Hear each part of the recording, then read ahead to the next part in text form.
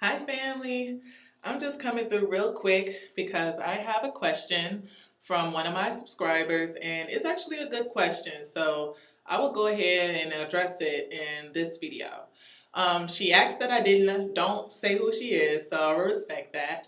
And her question is natural products versus commercial products. She mentions that she see that I have several videos talking about how I personally would use natural products, but I would advocate for everyone else to use store-bought products. So she said it sounds kind of hypocritical, and that really does sound hypocritical. So I will go ahead and clear that up because it is a good question. Well, for me, when I started my locks, I used the aloe plant.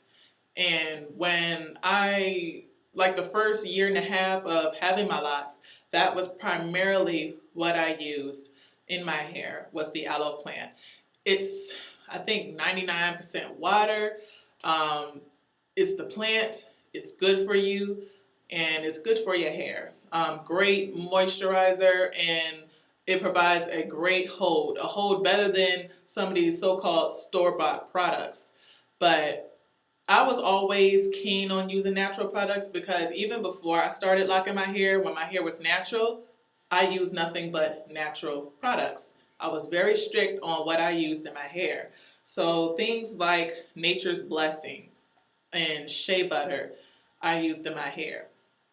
And I know when I used to wash my hair, I would use the Dr. Bronner shampoo or black soap shampoo. So I was just really knowledgeable about natural products, and I wanted to definitely continue that when I started my locking journey.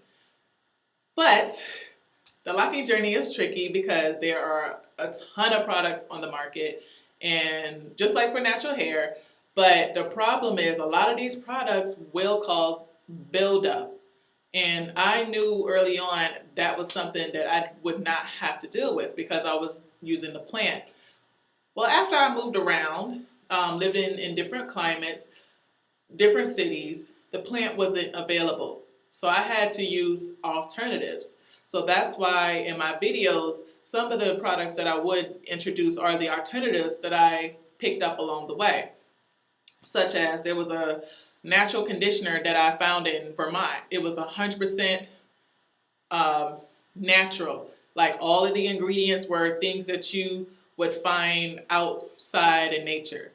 Um, the shampoo that I currently use, besides Dr. Bronner's, that herbal shampoo that I got from Safeway, it's not 100% natural, but I would say it's between 85 to 90% natural. A lot of the ingredients are easily understood, and like I said, the order of which those ingredients are listed lists all the natural ingredients first. So my thing is always just to limit the amount of additives that you introduce to your hair.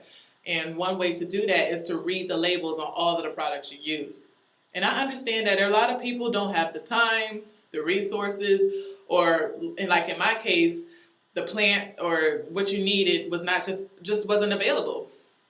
So that's why I would suggest alternatives that I liked because either they didn't cause any buildup on my hair, or well, pretty much that was it, or they had a lot of natural ingredients.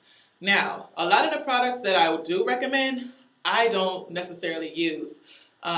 Like a lot of the products, except for the exception of that shampoo, I might have used maybe once or twice. That lock and twist gel that I used to set this hair, that was my first time using that gel. I never used it to do a retwist because I haven't retwisted my hair since February. And now that I have the aloe plant available to me, because I found a nursery out here where I can buy it and grow it in my own house, I would no longer have to use that product. So those are alternatives that I use in order to find what I needed.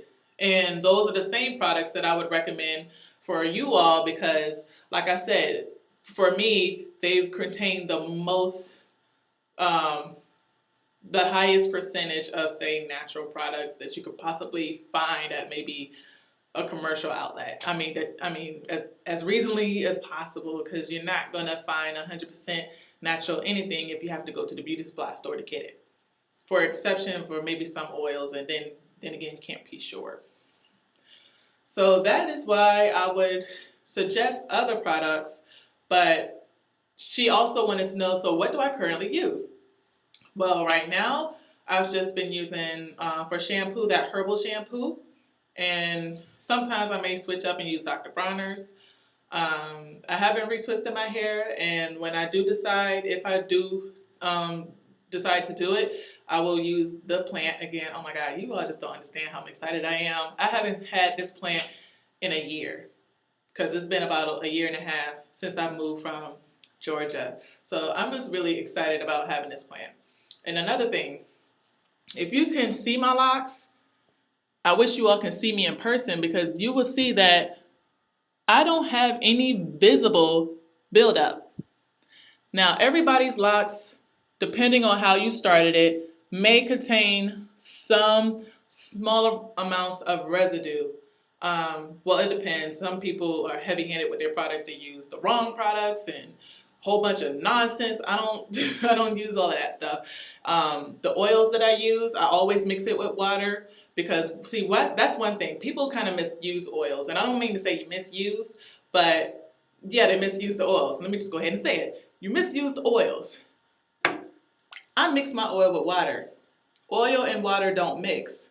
But what oil does, it seals in the moisture. So when you spray your hair and get it all nice and wet, the oil will help trap and seal that moisture to keep it moisturized. That is the purpose of the oil. The oil doesn't moisturize your hair. So people who use oil on their locks or scalp dry, yeah, that will contribute to buildup. That is not the proper way to use oil. So all in a nutshell, a lot of the products that I personally use are all natural, for the most part, as natural as they can be.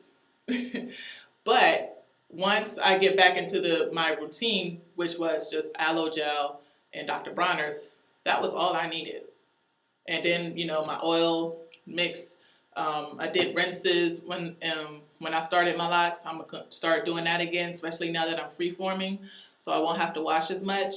But yeah, I don't have any visible buildup. You can see when I squeeze my hair, it's very flexible. It doesn't look stiff. It doesn't feel stiff. And if your hair is stiff, you got buildup. Another way to know if you have buildup, definitely if you can visibly see it. Another way to know if you have buildup, if you wash your hair and it takes longer than normal to dry, you may have buildup. Now that may be also something else. Maybe your hair is getting longer and more dense, so the drying time will naturally increase the longer your hair gets. But if it takes an unusually long time for your hair to dry, best believe you have some buildup. So yeah, I don't use a lot of commercial products. I don't advocate for them. If I had a choice, I would say don't use them at all. But I understand that we live in, a society where it's kind of hard to find what you really, really, really need. You have to hunt and search and go through a lot of hurdles. So I understand that. So for those that don't have the time, the resources, or if it's just not available, I just try to give them alternatives that I would use. I would never recommend anything that I wouldn't use. And all the things that I use sparingly. And I'm very light-handed with my products. Even with the aloe gel, I'm just very light-handed with it. Even though it's the natural product, the natural gel, I'm always, because you don't really need that much. I never was one to just slather on a lot of anything on my hair.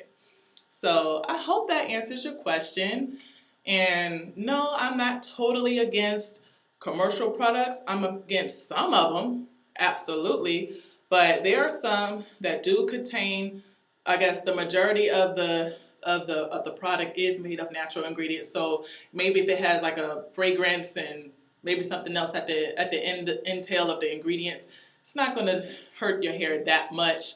As long as the meat of that product is mostly natural. So I hope that answers your question. Anybody else that have any questions, hit me up.